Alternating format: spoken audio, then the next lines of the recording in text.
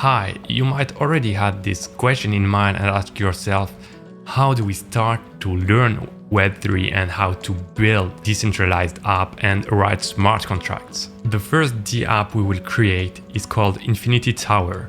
The contract is simple. We just create simple transaction to the blockchain, which say I want to create a floor to my tower. We will pass some data to it and it will build a new floor. And because it is on the blockchain, you won't be able to alter it and all the data that will be here will be consistent. This is a 3-step tutorial.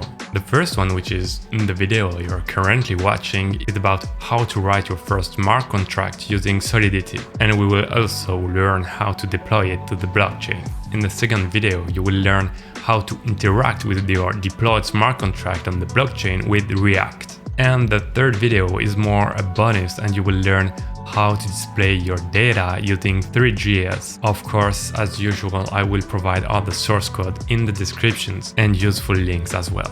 Are you ready to start your Web3 journey? Let's go! Okay, to start writing your first contract, we will use Remix, which is an online IDE to write Solidity code and test it on the fly. So you need to go to remix.ethereum.org. We will create a new workspace and call it InfinityTower, and we will just choose a blank template and we will rename it game. Okay, now we have an empty workspace. We'll create a folder where we put our files. So we'll start by creating a contracts folder, and inside it we will declare our first Solidity file, so InfinityTower.sol. The first thing we need to declare is the version we want to use to build our contract. So we'll use Solidity and we'll save a version between 0.7.0 and 0.9.0, and we will create a contract. InfinityTower. Okay, so here we have our entry point. And what are we going to achieve?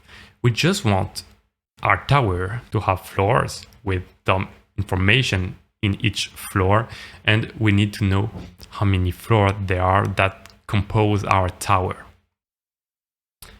So let's start by declaring what is the floor in our tower. To declare an object, we declare a structure. We use the keyword struct and floor. And inside, what we want the owner name, a message, a link, a color. For the color, we won't be using the X color. We will use a unsigned int because it takes way less space to store it in an integer than in a string. We will also have the Windows tint, and that's it. If you have more advanced idea than I have and that you saw on the final results, don't hesitate to add it to your structure and build it the way you like. Now we defined what a floor is, but now what does our tower need is some floors. So we'll declare an array of floor. It will be public, so it will be accessible outside the smart contract, and it will be called floors. Then it's just an information, but it's not really required. We could watch the length of the floors, but we will create a public int to declare the number of floors. But this is really optional. And we will create a function to create our floor. So what are the parameters it takes? It's quite simple. It will be all the parameters that our floor structure contains.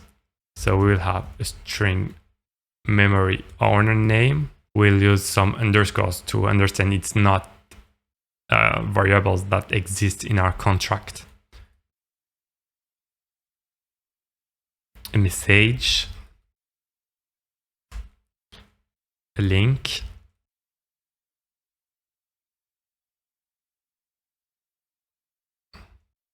a color,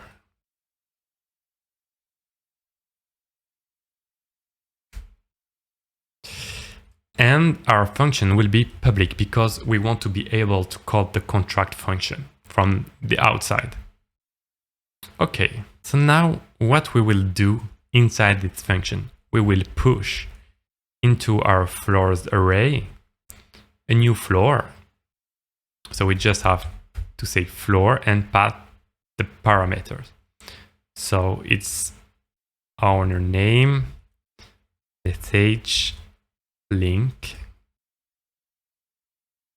and the color and Windows tint. And as we created a new floor, to have the correct information outside in number of floors, we will just say number floors plus plus. Okay, we save it. And we can see I forgot the push. And we save, and we don't have a problem anymore. Excepted, we need to add a comment to say the license. So yes, we'll go on top of the contract and we will add the license identifier. Okay, so now I don't see any error, so we will try to deploy the contract. So inside Remix, we have a compiler. So here we compile it and it worked successfully.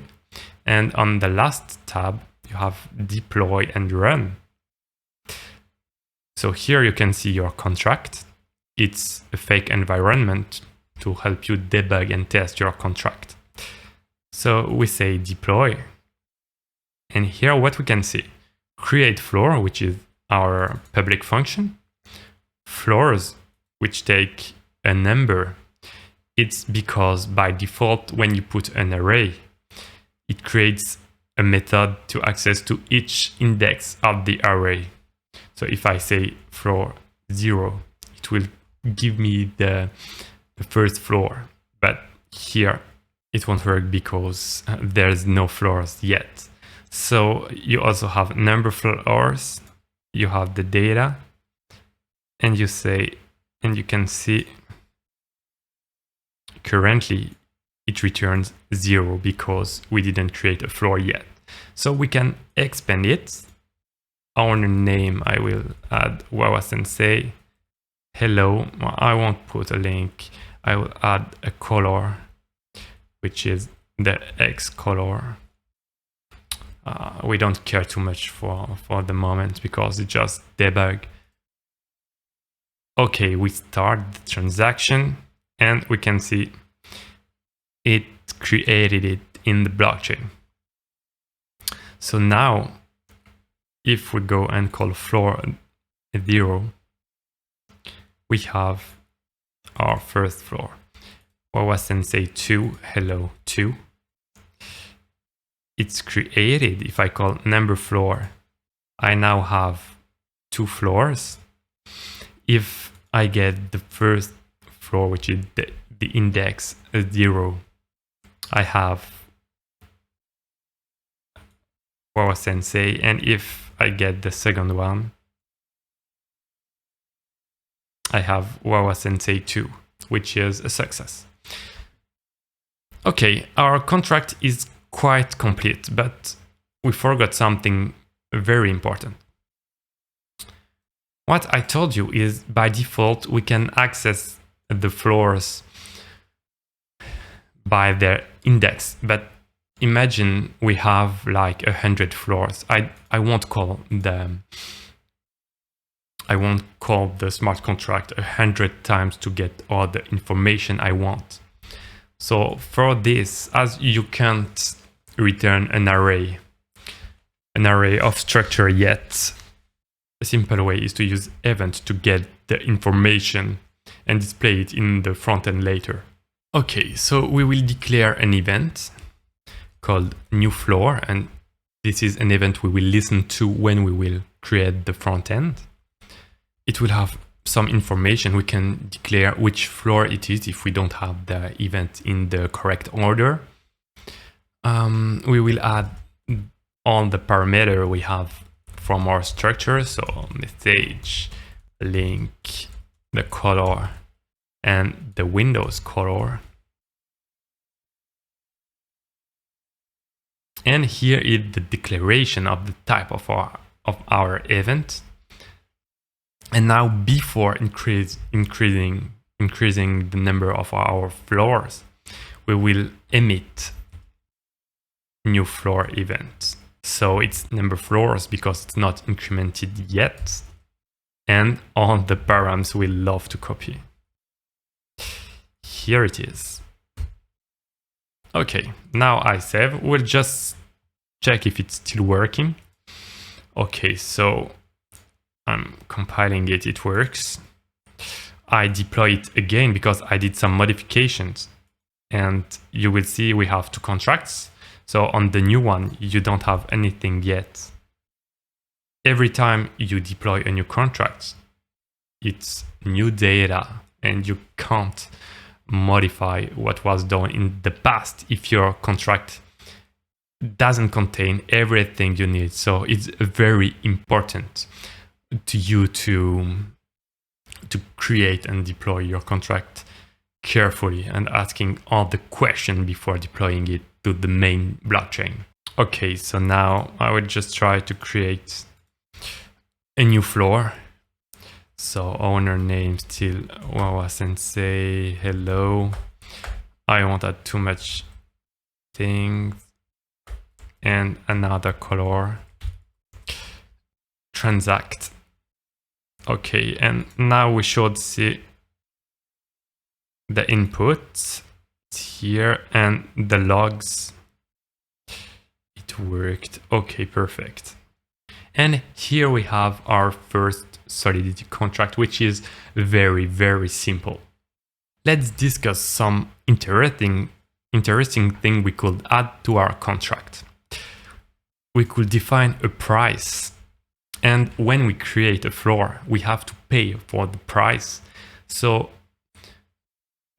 here, the creation of a floor is free, unless, well, not if you count the gas fee, but it's free. We could ask some amount we could require some amount for the transaction to work, and we could, by example, increase the price every time a new floor is created. So the higher you are, the more expensive it is, like in real life. We could also add some interesting features like changing how a floor is made or upgrading it.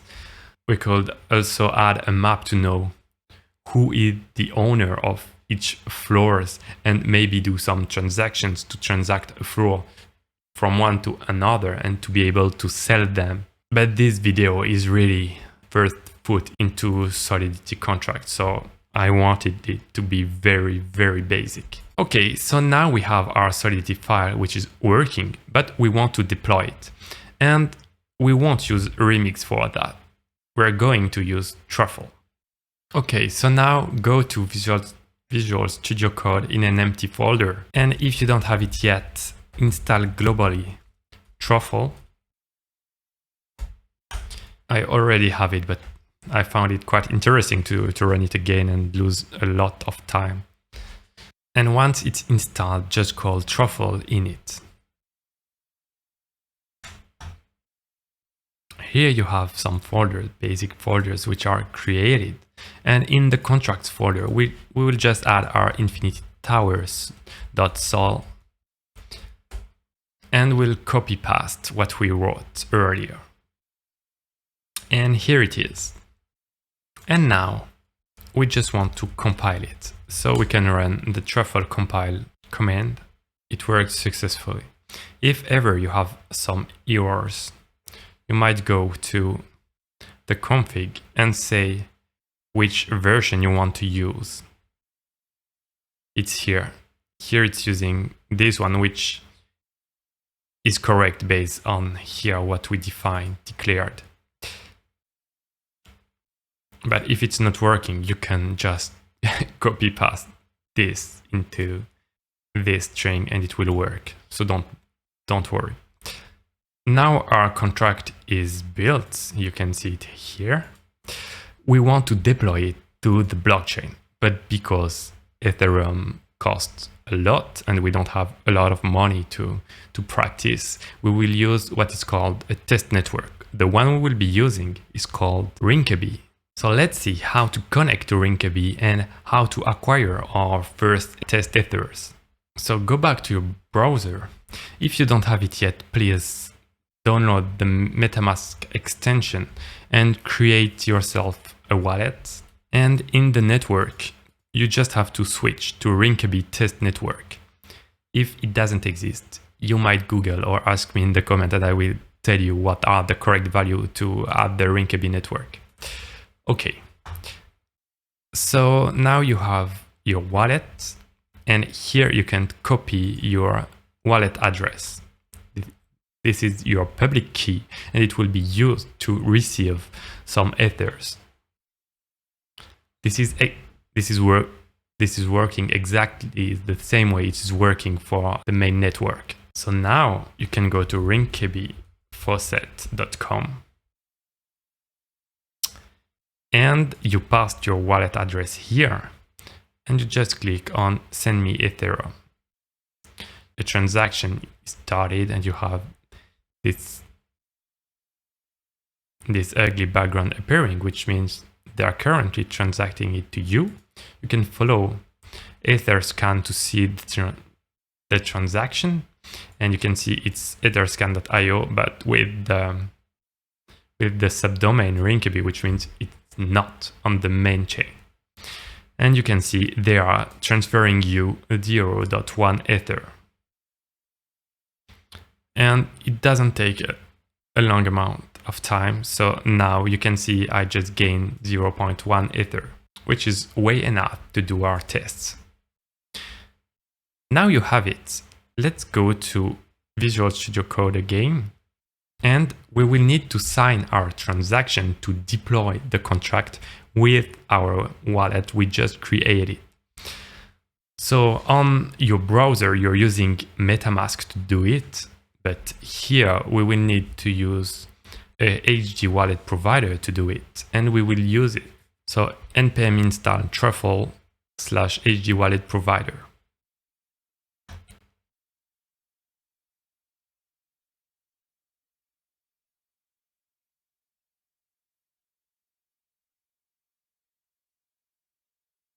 Okay, so now you have it.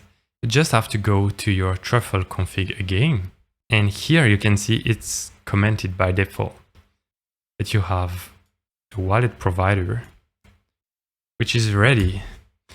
And it's reading a secret file here, where we will write our private key. It really has to be secret, because if it's not, and you have it, you can use the wallet of the person you have the key. So I won't show you mine, but just know that you have to write, you have to create a secret file, and here you enter your mnemonic, which is 12 words by default. How to get it? To find your private key, you have to open MetaMask. Click here, Settings, Security and Privacy, and Reveal Secret Recovery Phrase.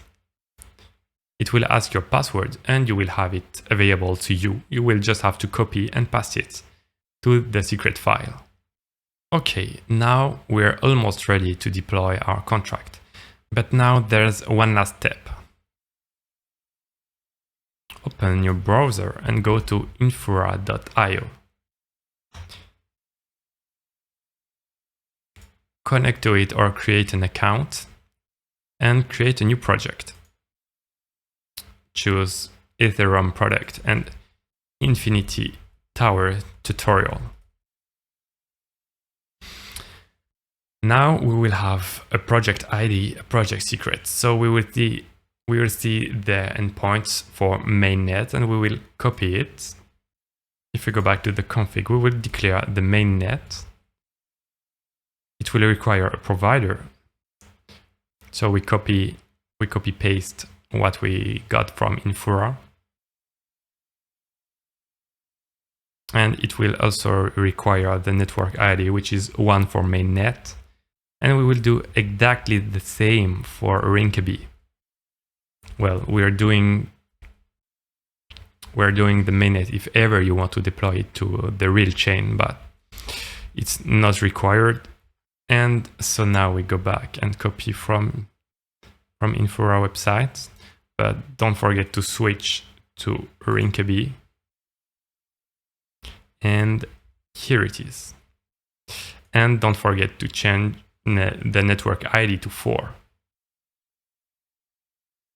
Okay, here it is. Why do we use Infura and we don't deploy ourselves the contract? It's because if we wanted to, we would have to deploy a node to the blockchain to be able to publish our contract. And it's definitely something you want to do now. So we use Infura, which is free and works perfectly for what we are trying to achieve. Okay, so now if everything worked correctly, we just have to write Truffle migrate -- network Rinkeby. Don't forget to put the correct one, because if you use real Ethereum, you will be very disappointed if you have them. So now let's try to deploy our contract. So it's compiling it again. Now it's deploying the contract, and we can see the migration started. Okay, we can see I just deployed the migration contract, which is the one by default, and it's a mistake. So we need to create a migration to say we want to deploy this smart contract. So let's call it InfinityTower.js. You just take the initial migration, but you replace it with Infinity Tower. And here too. And we will deploy again, this time with everything, I hope. Okay, so now we see it's deploying Infinity Tower. We have the transaction hash. We now have the contract address. And now it's deployed to the blockchain. So what we can do is copy the contract address, go to rinkeby.etherscan, and now we can, and now we can paste the contract address, and we will see it successfully deployed our smart contract to the test blockchain. And now in your wallet, in your MetaMask wallet, because you use the same account, you will be able to see it in MetaMask. Wrapping up. So in this video, you created your first contract and deployed it successfully to the test chain Rinkeby. It will be the same to deploy it to the mainnet. The contract we built is very simple. We'll do more interesting and complex things in another series of videos, but I gave you some insight about what you could do to improve the contract and to learn the basic and fundamentals of Solidity. We also used a remix to test our contract, but it's not the best way to do it. In a better word, you would use directly Truffle with Ganache to test your contract on a test blockchain. I will make some videos of it in the future. Thank you for watching. If you want to go deeper into writing smart contracts with Solidity, I highly recommend you CryptoZombies. I will put the link in the description below. The second and third videos are coming very soon. Don't forget to subscribe to the channel to be notified when it's released. Thank you very much for watching, and don't hesitate to put a thumb up to make the algorithm promote this channel better. See you soon, bye bye!